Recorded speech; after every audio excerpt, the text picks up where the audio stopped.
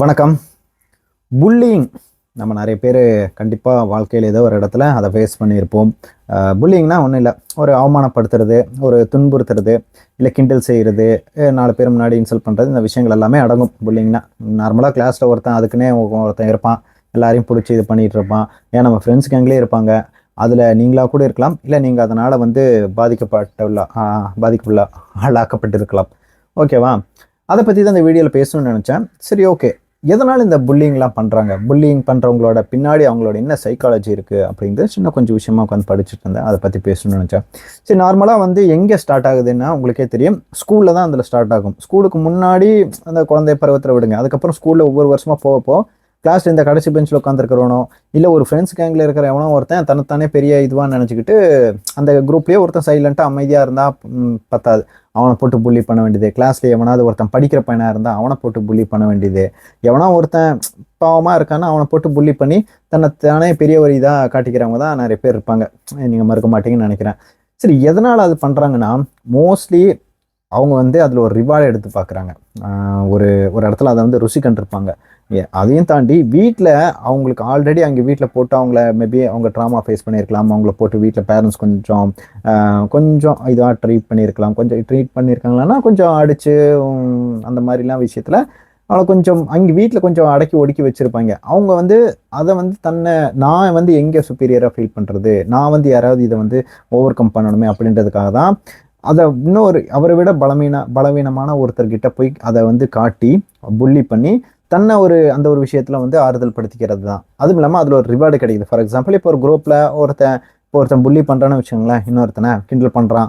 புல்லிங்னா போட்டு ரொம்ப ஹார்ஷாக பண்ணுறது மட்டும் புல்லிங் இல்லை. நார்மலாக சும்மா கிண்டல் பண்ணுறது இருக்குல்ல, ஒருத்தவங்களோட உடல் அமைப்போ எதையாவது வச்சு கிண்டல் பண்ணுறது, அவங்களோட பொருளாதார நிலைமை எதுவாக இருந்தாலும் சரி, அவங்கள வச்சு கிண்டல் பண்ணுறப்போ அந்த குரூப்பில் இருக்கிற மற்றவனுக்கெல்லாம் உடனே சிரிப்பானுங்க, அதை ரசிப்பாங்க, இவனை போட்டு பாராட்டுவாங்க. அதுவும் தப்பு தான். அங்கே ஒரு ரிவார்டு அவங்களுக்கு கிடைக்குது. அதனால் அதை ஏதோ பெரிய அவங்க ஒரு ஹீரோவாக நினச்சிக்கிட்டு இந்த படத்துலலாம் இந்த கவுண்டமணி பண்ணதாகட்டும், சந்தானம் கூட இப்போ கொஞ்சம் எல்லாம் பண்ணிட்டாரு. மோஸ்ட்லி கவுண்டமணி பண்ண நிறைய காமெடிஸ் பாடி ஷேமிங், புல்லிங் தான். நீங்கள் நினச்சி நீங்கள் நிறைய பேரை பார்த்துருக்கீங்க. கவுண்டமணி ஆப்வியஸாக நம்ம இப்போவும் நிறைய காமெடியில் அவரதோட ரசிக்கிறோம். பட் நீங்கள் பார்த்தீங்கன்னா ரேண்டமாக யாராவது பிடிச்சி அடிக்கிறது, எல்லாரையும் பிடிச்சி அந்த கலாய்க்கிறது, அது சம்டைம்ஸ் அதை டேக் இட் ஈஸியாக எடுத்துக்கிற அந்த குரூப்பில் இருக்கிற ஆளுங்களாம் தான் ஓகே. பட் ஒரு காமன் பீப்புள் ஒரு ஒரு அந்த விஷயத்துக்கெல்லாம் மனசு கஷ்டப்படுறவங்க ஈஸியாக அதனால் பாதிப்படைவாங்க. இது எதனால் சொல்கிறேன்னா, இப்போ ரொம்ப அதிகமாகிடுச்சு. வெறும் புல்லிங் மட்டும் இல்லை. ஃபார் எக்ஸாம்பிள், இப்போ அதை ஃபிசிக்கல் புல்லிங்னு சொல்லலாம். அதாவது ஒருத்தங்களை அடிக்கிறது, போட்டு தள்ளுறது, இந்த விஷயங்கள் பண்ணுறது. அடுத்து வெர்பல் புல்லிங், உங்களுக்கே தெரியும், கெட்டவர்கள் திட்டுறது, கிண்டல் பண்ணுறது, இதெல்லாம். இப்போ புதுசாக என்ன வந்திருக்குது, அதுதான் சைபர் புல்லிங்.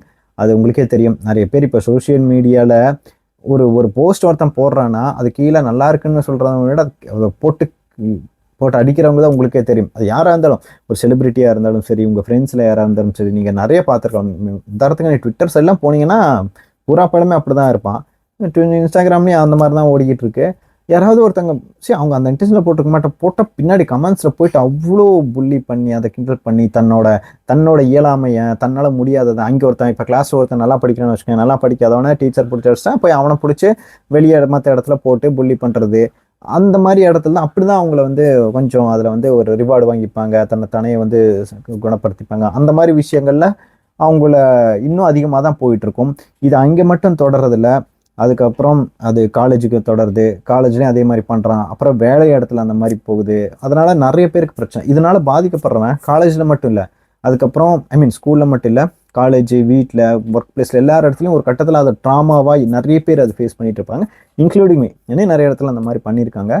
பட் எகைன், இப்போ ஒரு ஃப்ரெண்ட்ஸுக்குள்ளே ஒருத்தங்க ஜாலியாக கலாய்க்கிறது வேற, ஆனால் ஒருத்தன் மட்டுமே டாமினேட் பண்ணி அதில் ஒருத்தனை மட்டுமே டார்கெட் பண்ணி ஒருத்தங்க பண்ணுறதுலாம் கண்டிப்பாக இதுக்குள்ளே தான் வரும். ஓகேவா? மோஸ்ட்லி புல்லிங் பண்ணுறவங்க பார்க்குறக்கு வெளியே அப்படி தான் இருக்கும். ஆனால் அவனுக்குள்ளேயும் ப்ரெஷரு, ஒரு ஆங்ஸைட்டி, அப்புறம் பயம் இருக்கும். எல்லா இடத்துலையும் நம்ம புள்ளி பண்ணால் நம்மளை ஏதாவது சொல்லிடுவாங்களோ, மனசுக்கு நம்மளை திருப்பி, அதாவது ஒரு இடத்துல அவன் வாங்கி கட்டிக்கிறதுக்குள்ளே அவன் அதுக்குள்ளேருந்து வெளியே போட்டு ஏதோ தன்னை சுப்பீரியராக அங்கே அந்த இடத்துல காமிச்சுப்பான். அகைன் சரி, ஓகே, இது தொலைஞ்சிருச்சு, கிளாஸ்க்கு ஒருத்தன் அப்படி இருக்கான், இதெல்லாம் எப்படி சரி பண்ணுறான்னா சிம்பிள்.